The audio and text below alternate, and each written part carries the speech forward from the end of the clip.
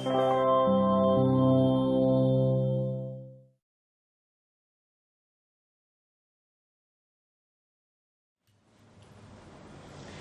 pagi dan salam sejahtera. Saya Dr. Gigi Katerina Dia, spesialis prostodontia, pengajar di Fakultas Kedokteran Gigi Universitas Hang Tuah, Surabaya. Mata kuliah yang saya ampu saat mengajar di FKG Hang Tuah tentunya yang sesuai dengan bidang keilmuan saya, yaitu prostodontia. Di sini saya mengajar tidak hanya di tingkat akademik, tapi juga di tingkat profesi. Pada tingkat akademik, saya mengampu beberapa mata kuliah, seperti gigi tiruan tetap, gigi tiruan lepasan, gigi tiruan lepasan praktikum, dan juga beberapa praktikum yang terintegrasi dengan departemen lain, seperti restorasi tetap praktikum, penyakit jaringan penyangga gigi praktikum, dan dental implant. Sedangkan di tingkat profesi, saya mengampu mata kuliah prostodontia klinik 1, prostodontia klinik 2, dan prostodontia klinik 3. Di sini, di video ini saya akan menjelaskan tentang salah satu mata kuliah yang saya ampu di tingkat profesi, yaitu mata kuliah prostodontia klinik 3. Pelaksanaan prostodontia klinik 3 menggunakan metode DIA, yaitu Delivery, Interaction, and Assessment. Jadi di sini untuk delivery, kami melakukan prosedur blended learning. Artinya pengerjaan pasien secara langsung pada klinik dengan saya sebagai dosen penanggung jawab kliniknya, saya akan membimbing mahasiswa tersebut saat mengerjakan pasien di Rumah Sakit Gigi dan Mulut Nala Husada FKG Hang Tuah. Kemudian untuk beberapa tahapan pekerjaan laboratorium dan tahapan pekerjaan yang bisa dilakukan secara online akan dikerjakan di rumah, dilakukan secara online dengan media Zoom. Untuk interaction di Rumah Sakit Gigi dan Mulut, sebelum pengerjaan pasien, kami melakukan proses diskusi singkat dulu tentang tahapan pekerjaan yang saat itu akan dikerjakan oleh mahasiswa. Kemudian mahasiswa baru mengerjakan tahapannya dan kami berdiskusi kecil jika memang ada hal-hal yang kurang sesuai. Setelah itu kami juga menggunakan WhatsApp group. Di sini fungsinya untuk tanya jawab, kadang-kadang untuk menunjukkan beberapa pekerjaan juga yang mungkin belum mereka selesaikan pada saat kelas tatap muka. Terus untuk akun TikTok dan YouTube ini juga saya gunakan khususnya untuk membuat beberapa video tutorial. Jadi mahasiswa lebih fun saat belajar. Kemudian juga menggunakan Zoom dan Google Meet, serta Google Classroom. Kemudian juga ada untuk assessment-nya, ada 3, yaitu DOPS, Direct Observational Procedural Skill sebesar 10%, kemudian ujian profesi sebesar 30%, dan praktikumnya itu yang paling besar, dia sebesar 60%. 60%, 50% adalah nilai dari pekerjaan klinik pasien mereka, sedangkan 10%-nya adalah nilai attitude mereka.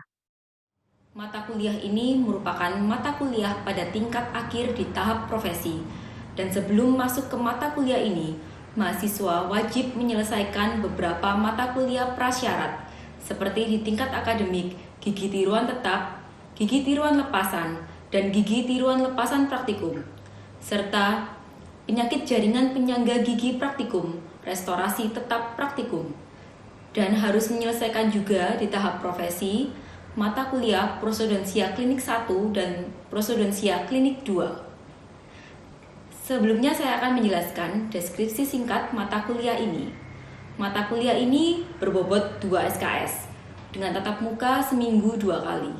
1 kali tatap muka dilaksanakan dalam waktu 3 kali 50 menit. Mata kuliah ini bentuknya berupa praktikum yang bertujuan untuk memberikan skill terhadap penanganan pasien dengan kehilangan gigi sebagian pada rahang atas dan atau pada rahang bawah, yang nantinya akan dibuatkan GTSL atau gigi tiruan sebagian lepasan dengan bahan akrilik.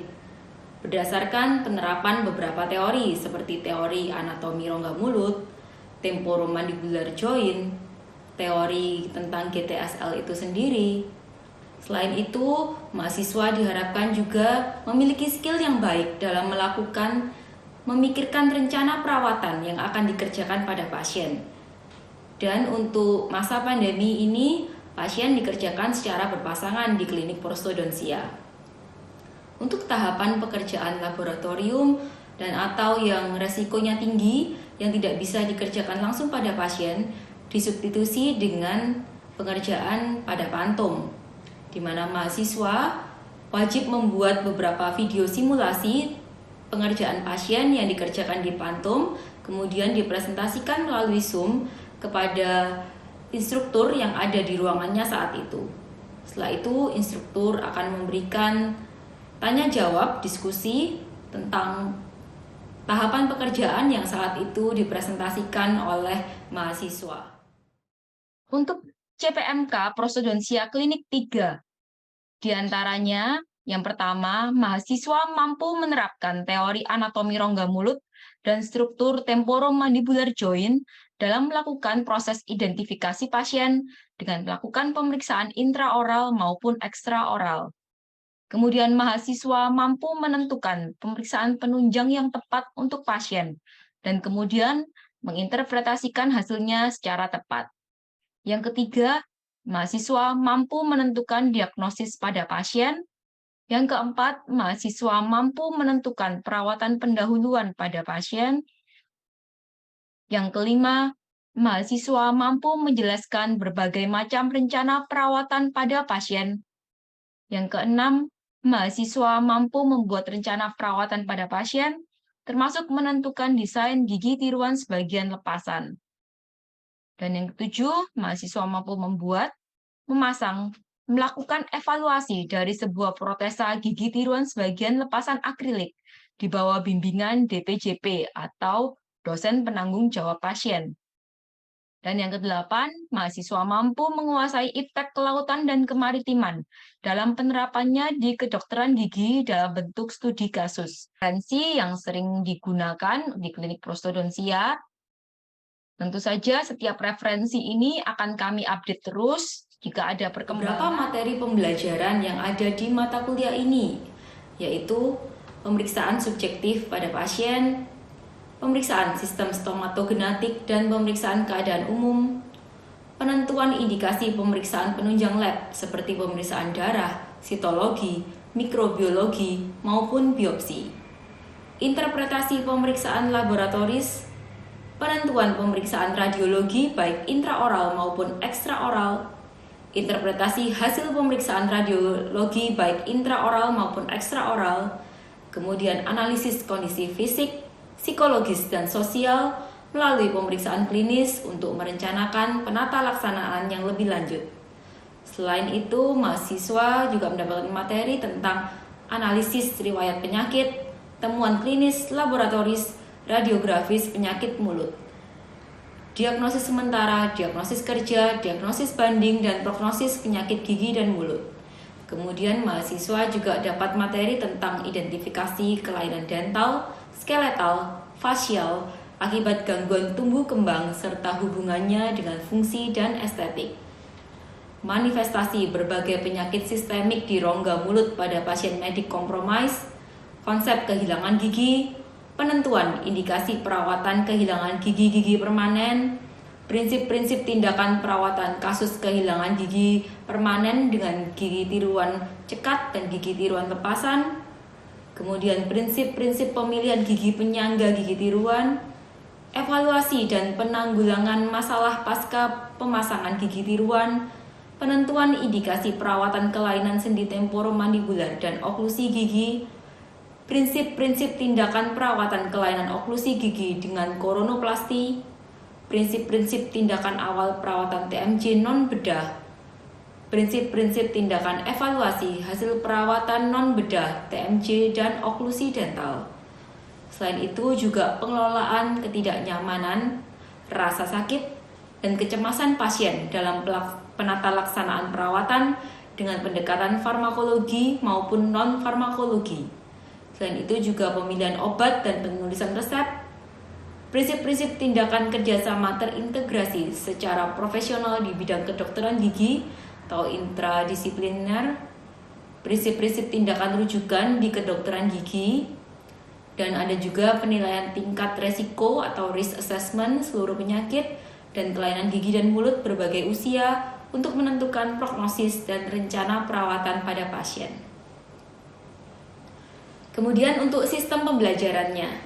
Sistem pembelajarannya pada mata kuliah ini meliputi sinkronus dan asinkronus. Dengan proporsinya sinkronus 90%, sedangkan asinkronus 10%. Hal ini karena 90% tahapan pekerjaan dilakukan langsung pada pasien. Sedangkan untuk tahapan pekerjaan laboratorium, diskusi seperti penentuan rencana perawatan, itu bisa difasilitasi secara daring dengan cara mengisi dummy rekam medis yang nantinya diupload pada Google Classroom. Di sana kami para pembimbingnya bisa mengunduh dari Google Classroom tersebut untuk kemudian melakukan diskusi secara daring isian dari dummy rekam medis tersebut yang menyangkut rencana perawatan, diagnosisnya, maupun dari gambaran gigi-gigi intraoral maupun ekstraoral pasien tersebut. Kemudian untuk pembelajarannya, pada minggu pertama sampai minggu ke-15 itu difokuskan untuk pengerjaan penanganan pasien langsung. Sedangkan di minggu ke-16 itu ada waktu untuk presentasi journal reading. Ini memang diadakan sesuai dengan visi dan misi kemaritiman Hang Tuah. Jadi nanti mahasiswa akan mencari jurnal yang berhubungan dengan kemaritiman, jadi gigi tiruan yang berhubungan dengan kemaritiman dikerjakan secara berkelompok. Kemudian proses diskusinya akan dilakukan by Zoom. Setelah itu pada minggu ke-17 kami mengadakan DOPS atau Direct Observational Procedural Skill. Jadi di sini kami menilai kemampuan mahasiswa menjelaskan tahapan pekerjaan yang diujikan. Jadi nanti pada hari pelaksanaan para instruktur akan memilih secara acak satu kasus untuk mahasiswa tersebut. Jadi satu mahasiswa dengan mahasiswa yang lainnya itu bisa berbeda berdasarkan checklist yang sudah ada, yang sudah disepakati bersama di departemen.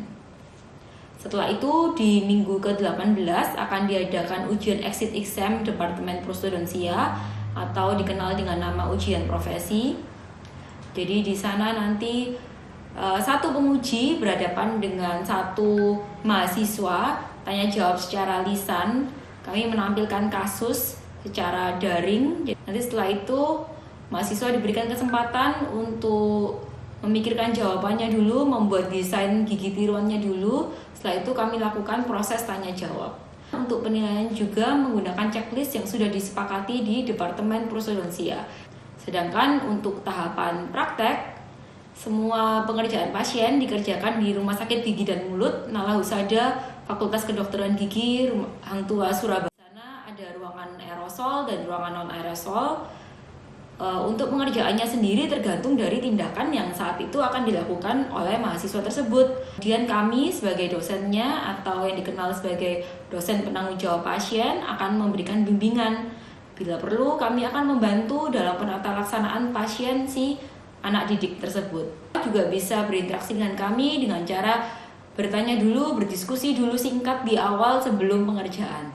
Untuk assessment, untuk penilaian hasil belajar mahasiswa, pembobotannya sebagai berikut. Jadi DOPS tadi adalah 10%, kemudian ujian exit exam atau ujian profesi sebesar 30%, pengerjaan pasien 50%, dan 10%-nya adalah attitude.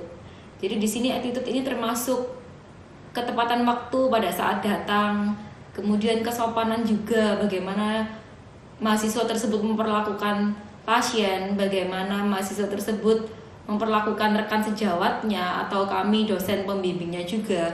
Jadi sesuai dengan penjelasan saya tersebut, di video ini adalah contoh dari pelaksanaan pembelajaran di tingkat klinik, di mana memang mahasiswa lebih banyak melakukan tahapan pekerjaan pada pasien.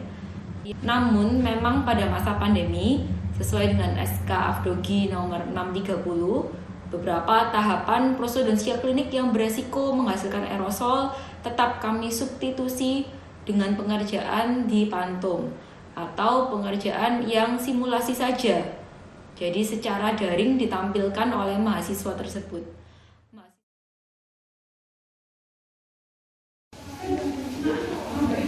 Selamat pagi Bu Ketty, saya Sinta, saya Tuti Bu.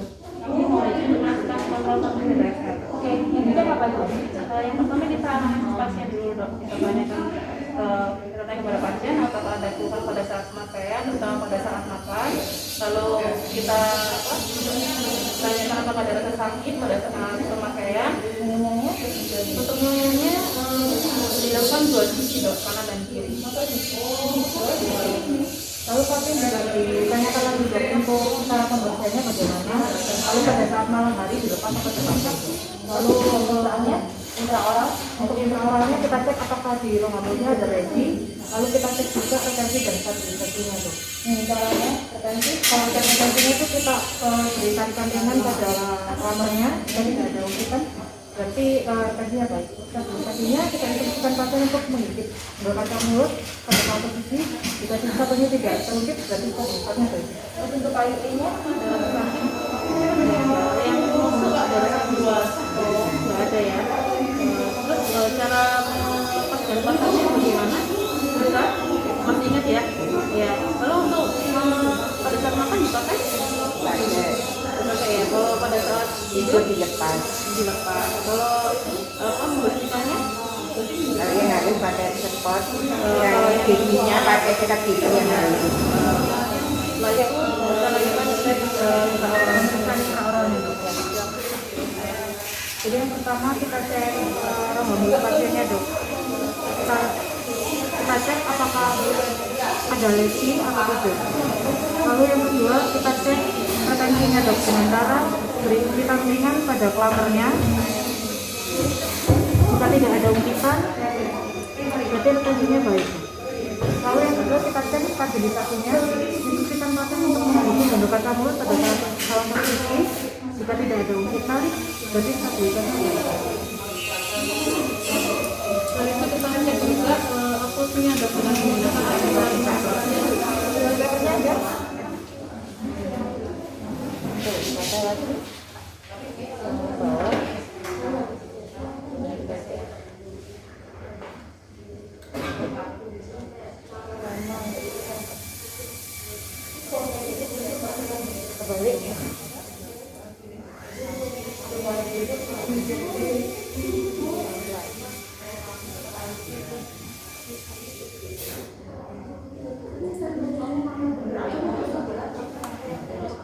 Oke, saya cek dulu ya. Jadi kalian kalau ngecek ininya nanti ditarik-tarik ini ya, validasinya kanan kiri terus sama yang atas. Coba digigit bu, gigit dulu. Buka mulut, tutup, kak lagi, gigit, kak lagi, gigit. Coba A, gigit. Ada yang ganjil? Ngomongnya sudah bisa? Nggak ada yang kerasa pelak? Enggak. Nggak pakai ini dulu ya. Yang harus dikurangi kalau spotnya bagaimana? Bagian mucosanya dok. Nah kalau spot yang seperti apa yang harus kita kurangi? Oh spot yang tebal. Kalau ini spotnya kan udah rata ya, berarti perlu dikurangi apa enggak? Tidak perlu. Oke. Oke, KIE-nya untuk pasien pulang. Nanti tetap ya bu ya dipakai pada saat makan, lalu dilepas pada saat tidur ya. Masih ingat terus sama jam lalu juga ya. Terus makanannya sekarang udah boleh yang berat lagi ya. Lalu kalau misalnya sakit boleh segera lapor kami untuk dilakukan kontrol. Kalau nggak ada keluhan bisa 1 minggu kemudian dilakukan kontrol yang kedua. Mungkin ada yang ditanyakan ya? Oke ya. Terima kasih ya Bu ya. Nanti kontrol lagi 1 minggu. Masukkan di sini cuplikan video pembelajaran saat mahasiswa melakukan tahapan DOPS. Pagi dokter. Dokter. Ya, jadi ini adalah salah satu mata kuliah di prostodontia klinik. Jadi ada penilaian DOPS, itu adalah Direct Observation Procedural Skill. Jadi di sini kita akan menilai tahapan kerja kalian yang dipresentasikan secara online. Kalau kita secara offline, harusnya kalian melakukannya di pasien, terus kita ada checklist, kita akan centang-centang apa yang sudah kalian kerjakan dan mana yang belum. Itu penilaiannya seperti itu. Jadi mirip seperti OSCE, tapi versi mini OSCE. Cuman karena ini kita masih dalam kelas online, jadi nanti kita akan tata caranya, kalian akan presentasikan melalui PPT tanpa keterangan. Jangan lupa diperagakan juga ya, jadi PPT-nya bukan yang banyak tulisannya. Kalian peragakan tahapan kerjanya sesuai dengan topik yang nanti saya pilih. Baik, selamat pagi dokter, selamat pagi teman-teman. Perkenalkan, nama saya Sonia Dina Hoirunisa, NIM 2021-07281. Di sini saya akan menjelaskan tentang preparasi gigi anterior. Kemudian, pertama-tama yang perlu kita lakukan sebagai dokter gigi, yaitu kita melakukan anamnesis terlebih dahulu kepada pasien kita, diawali dengan memberikan salam kepada pasien, menyapa pasien, kemudian kita bertanya identitas pasien. Selanjutnya kita menganamnesis untuk keluhan yang diderita pasien. Setelah itu kita bisa menjelaskan secara singkat terkait perawatan dan rencana perawatan nantinya atau tahapannya pada pasien. Jika dirasa pasien menyetujui, maka pasien diinstruksikan untuk menandatangani inform consent. Selanjutnya, untuk persiapan dari operatornya, yaitu kita melakukan universal precaution terlebih dahulu, umumnya dengan menggunakan masker, mencuci tangan 6 langkah menurut WHO, dan juga dengan menggunakan handscone. Namun karena pada masa pandemi ini, kita diwajibkan untuk menggunakan APD level 3. Untuk alat dan bahan yang digunakan, yang pertama ada alat diagnostik dasar yang terdiri dari kaca mulut, kemudian sonde lurus, sonde half moon, kemudian ada eskavator, dan juga ada pinset. Setelah itu kita gunakan yaitu adalah untuk burnya menggunakan flat end, tapered, visio, dan bur. Jadi kita buat keratan terlebih dahulu pada daerah labialnya, yaitu kita buat 3 keratan. Setelah itu untuk keratannya ini tujuannya adalah untuk panduan kedalaman dari preparasi. Kita bisa kerat kurang lebih 2 mm atau mungkin sebelumnya bisa dikerat 1 mm terlebih dahulu. Kemudian kalau yang kita all seramik itu dok akhir aja solder, kalau yang PMF chamfer dokter.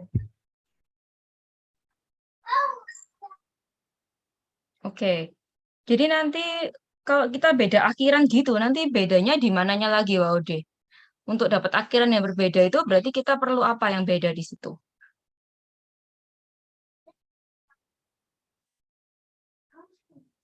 Atau yang lainnya ada yang tahu? Untuk mendapatkan akhiran yang berbeda, jadi kita pakai apa yang berbeda di situ? Izin dok, Dari apa burnya burnya? dok. Ya, betul, mata burnya. Mata burnya gimana, Teresia? Kalau mata burnya dokter, untuk yang chamfer itu menggunakan round and tapered, kemudian untuk yang shoulder itu menggunakan flat and tapered dokter. Nah, all ceramic ini agak tricky ya. Dia di anterior butuh pengurangannya agak banyak, tapi kalau di posterior dia rapuh, brittle dia bahannya. Jadi sebenarnya dia cocoknya dipakai untuk gigi anterior, tapi yang mahkota klinisnya sempurna. Kalau di posterior nanti misalnya. Oke, selamat pagi semuanya. Selamat pagi dokter. Selamat pagi dokter. Pagi dokter. Gitu. Oke, jadi hari ini kita masuk ke minggu ke-13 ya untuk prostodontia klinik 3. Di sini nanti ada Yura yang melanjutkan pekerjaannya untuk tahapan retraksi gingiva melalui video. Nanti kita diskusi sebentar. Kalau gitu bisa dimulai, Yura. Silakan. Saya izin secara dokter. Ya, oke.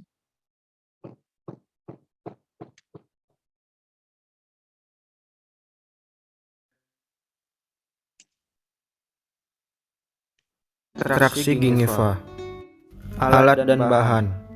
Menyiapkan alat dan bahan. Yang pertama alat diagnostik, retraction code packer, plastic filling, gunting, benang retraksi, PHK-in, dan cut and roll. Universal precaution. Yang pertama menggunakan APD, kemudian menggunakan hair cap, lalu menggunakan masker, menggunakan handscone, dan terakhir menggunakan face shield. Tahapan retraksi gingiva. Yang pertama, kita memberitahukan kepada pasien bahwa akan dilakukan tahapan retraksi gingiva sebelum dilakukan pencetakan. Ukur benang retraksi dengan mengelilingi sulcus gingiva, lalu potong sesuai dengan ukurannya. Karena teknik yang digunakan adalah teknik double chord, maka akan membutuhkan dua benang retraksi. Kemudian, benang retraksi dicelupkan di dalam cairan anestesi. Masukkan benang retraksi pertama ukuran 0,00 ke dalam sulcus gingiva dari arah interproksimal, kemudian ke arah bukal, lalu ke arah lingual secara Berarti kan double bertahap. chord ya. Double chord itu artinya apa sih, Yusti? Yang dimaksud double chord itu apa, Yusti? Benangnya dipakai ada dua, Dok. Dua, ukurannya berapa? Ukurannya yang pertama 00 dan yang kedua yang satunya lagi mengikuti giginya, Dok. 00 dan berapa, Yusti? Yang bisa Nggak bantu dengar, yang sorry. lainnya. Size-nya berapa yang kita pakai? Size 2 dan 3, dokter. 2 dan 3 bisa, atau biasanya kita pakai size-nya 00 sama 2. Yang satunya biasanya Sebelum di dipreparasi dicetak dulu pakai elastomer, Dok. Terus habis gitu cetakannya disimpan, terus dipreparasi. Iya kan, Dok ya? Oh, ini Dok, dia cetak dulu pakai yang biasa itu Dok pakai alginat, habis gitu baru dicetak pakai elastomer. Jadi yang cetakan alginatnya tuh dicor, dibuatin pontik, habis gitu dari cetakan elastomernya itu nanti tuh cetaknya dari yang itu Dok, yang pontik itu elastomernya. Baru habis gitu nanti dipindahkan ke dikasih masuk bahan tempronnya, baru dipindahkan ke itu Dok, langsung dalam mulut pasien. Ya, betul. Kayak kita Oke, terima kasih untuk partisipasi aktifnya. Jadi kita ketemu lagi di chapter yang berikutnya.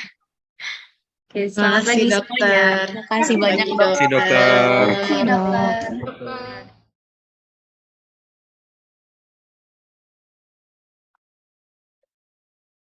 Saya perlu ini. Selamat sore, sebentar ya. Tak bukakan dulu untuk soalnya. Untuk soalnya udah bisa terlihat? Sudah, Dokter. Oke, waktunya 15 menit kayak biasa ya. Jadi dulu kalau ada yang pengen lihat jelas Dok kurang besar nanti bilang biar bisa saya zoom ya. Baik, Dokter. Baik, Dokter. Ya.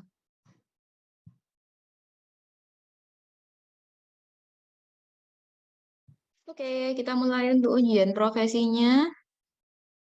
Kalau menurut Eka untuk kasus ini kira-kira yang paling tepat apa, Eka? Perawatannya. Dibuatkan apa untuk perawatan utama bagi pasien ini dengan kehilangan gigi seperti ini? Sama di bawah. Apa Eka? Dibuatkan GTSL, Dokter, pada rahang atas dan rahang bawahnya. Kemudian maksudnya rencana perawatan sebelum ini ya, Dok, sebelum gigi tironnya, Dok. Perawatan pendahuluannya. Bukan, perawatannya ini. Enggak, perawatan definitifnya nanti ini apa untuk pasien ini. Misalnya ada pasien datang dengan kondisi seperti ini, terus kamu milih, oh saya pilih perawatannya ini aja Dok, karena apa gitu. Kalau menurutmu perawatan paling tepat apa, GTSL? GTSL, Dokter, untuk atas bawah, Dok. GTSL akrilik biasa? Iya, Dok, akrilik biasa, Dokter. Alasannya kenapa kok GTSL akrilik biasa padahal kan ada banyak macam gigi tiruan ya, kenapa kok milihnya GTSL akrilik?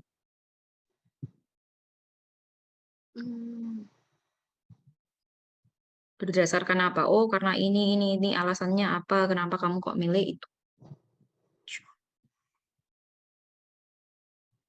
Karena kehilangannya ini sudah banyak, Dokter. Kalau yang GTSL, saya buatkan GTSL karena kehilangannya sudah melebihi 3 gigi, Dokter. Loh, kalau dibuatkan, loh, kamu pertahankan ya ini gigi 17 dipertahankan. Kondisinya kayak gitu kita pertahankan. Ini 17, ini. 17-nya kamu kasih 3 jari. Lah, di gambarmu, desainmu kamu kasih 3 jari. Di sini kondisinya kayak gini.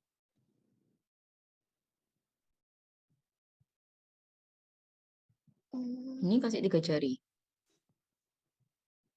Demikian video pengajaran saya.